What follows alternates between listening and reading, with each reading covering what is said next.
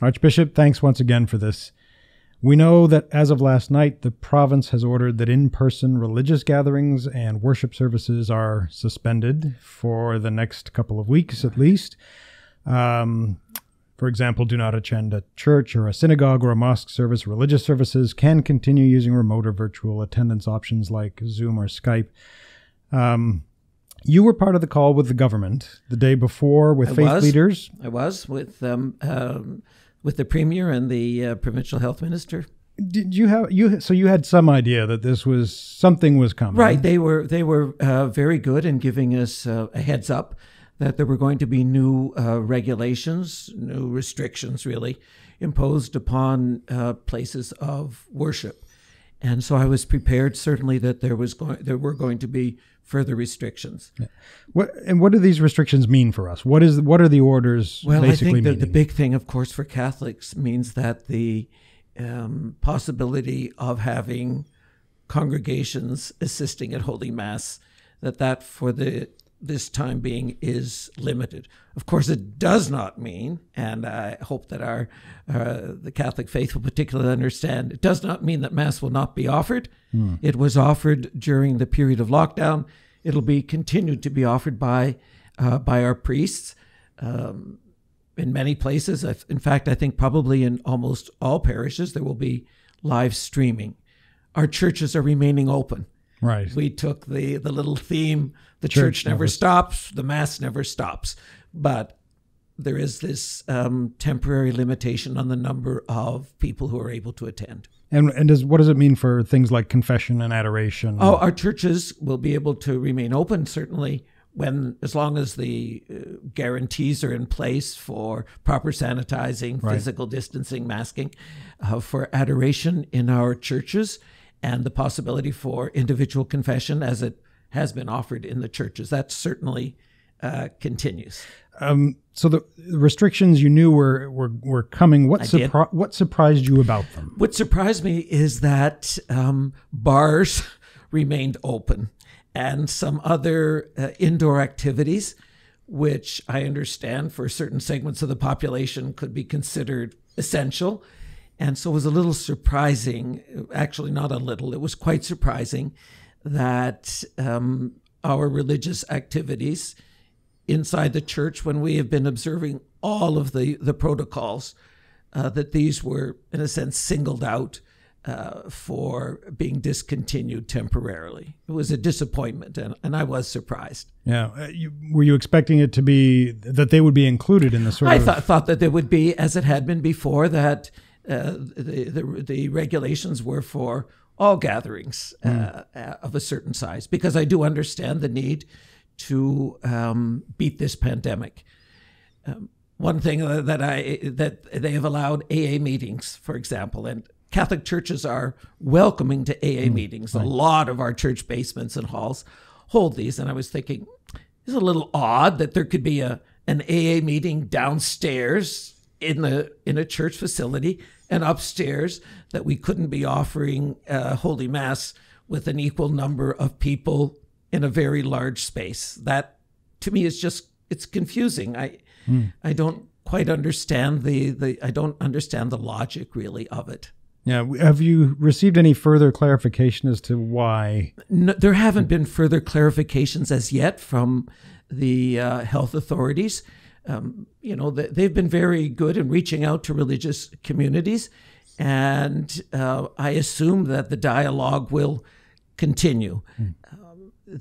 Certainly the Archdiocese wants to work, and we're very good about safety plans and so on. It's just puzzling that when no evidence was offered at the press conference about why religious gatherings were in some ways singled out, that wasn't present. And that is a little disturbing. For example, in the 78 churches that we have. I was just going to ask, have we ever had a breakout? We haven't had a breakout. People have been very scrupulous about, we have teams that sanitize after every religious service. Everyone is checked in, physical distancing, the pews are all marked. And so we have an exemplary record. And it's disappointing that wasn't acknowledged. We've had a lot of letters, obviously, people expressing anger and sadness and confusion. How do you respond to the Catholic faithful who are puzzled and feeling a lot? Well, I can't respond to each one, but there's been certainly a mass of emails today, and they express exactly what you said, Makane. They're mostly perplexed. Yeah. Why? Because it looks as if we were not treated on an equal basis, and particularly people, they point out things like restaurants and bars where they know there have been outbreaks, and we haven't had them, and so it's difficult. Certainly we comply. We understand that we have to take care of the health, be concerned with the health of the population, but it's confusing, and people feel that confusion. A few have also pointed out that there are certain guarantees for freedom of religion that are guaranteed by the Charter of Rights and Freedoms, that some acknowledgement should be made that this is perhaps necessarily, this is compromising that charter, the charter, and I think we should. Can be very serious reasons why there is a government order that temporarily, doesn't suspend them, but curtails them. Yeah. But it'd be nice to know the real reasons. I feel like what have we done in our churches that now we can't have at least 50 people, which is already a huge sacrifice. Right. Yeah. That we're all feeling. What are we doing in the Archdiocese about the current situation, if anything? Well, I think one of the things that for the current situation, we'll tighten up a little bit, make sure not just urge people to wear masks, but actually wear masks when they come into church, even if when they're alone for private prayer. At the Archdiocesan offices, we have slightly tightened up our protocols. We didn't have to do too much because they were already very tight, and we'll be as usual kind of fostering online masses. Large number of our programming has already gone online, so we'll be, I think, stepping that up a little bit more and maybe praying a little more at home. People have asked us, are we reaching out to the government in any way, or would we be looking to dialogue with them about getting clarity or finding another path? Yeah, we have been. Some of the folks at the pastoral center are in very good contact with the ministry, and I think in the days to come we'll be, searching for further clarification of the mandates. I noticed that in some areas they've already been slightly modified. The ministry is very open because they want, as we all want, they want the best for all everybody. British Columbians, and they're in a tough spot. I understand having to put out regulations on, quickly and put them, get the wording right and what exactly do we want to say. I understand that. And generally, you've been appreciative of the work they've done, I'm which has very been appreciative, particularly of Dr. Bonnie Henry and Adrian Dix and the Premier for, leading us through.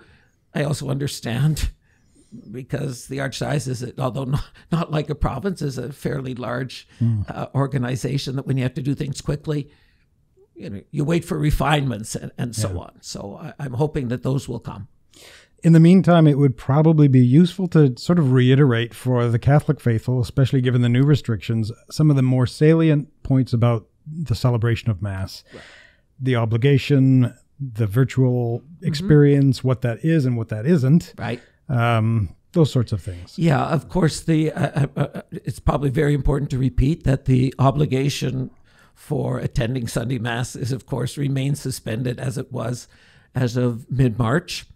There are opportunities to not assist at Mass, but to follow Mass along by live streaming, especially as it's offered in your parish. I think that has continued and will certainly continue. We all know that virtual Mass is not the same as in person.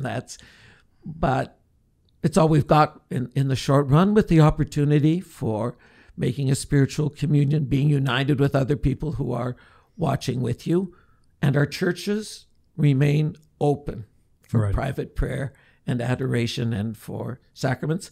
Also, will be the possibility of celebrating baptisms, funerals, and weddings when the occasion arises with a very small congregation. So, people often think of Mass as the highlight. It is the highlight. It's the source and the summit. There you go. And how do we maintain our spiritual lives? How do we get fed with when clearly we're going to have some restrictions on attending the source and summit of our faith?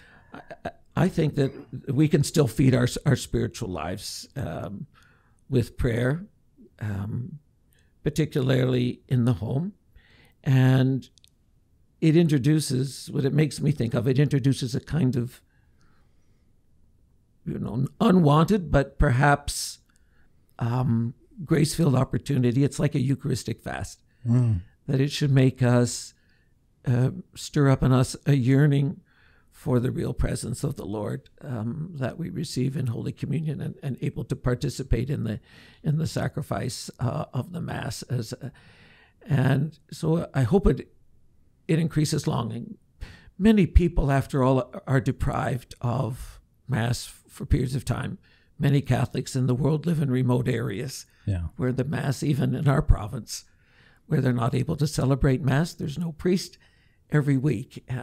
That hasn't been the situation really in the Archdiocese of Vancouver. And so I think in some ways it unites us with others. But by gosh, I hope it ends soon. You can only fast for so long. Yeah. And speaking of that light and that presence, what might this mean for Christmas, and what's your hope? My hope for Christmas is, of course, that we're out of this. I know we're not going to be back to full congregations, but even to be back to 50, which we can, because in nearly every church, there may be 2 or 3 that are too small to accommodate 50 with physical distancing. But we had planned for, many more masses, many more opportunities. Right. I'm certainly hoping and indeed praying that will return. Otherwise, I guess in a way Christmas is going to be a little bit like the first Christmas. It'll be a little, in a sense, more humble, poorer in a physical sense. There won't be as many external celebrations, so maybe it sheds light on another dimension of the mystery of the Son of God becoming flesh, in a stable. There are so many riches around Christmas that maybe this year we'll focus a little bit more on that, and also to recall the great tradition of 12 days of Christmas, right? That we can celebrate the octave first of all, and the days afterwards with that. So the Archdiocese is planning many things. Some will probably not be able to go forward if the current restrictions are in place, but others will. There's going to be, because hope never dies, church never dies. Thank you, Archbishop, for this time. Thank you very much, Makani. Thank you.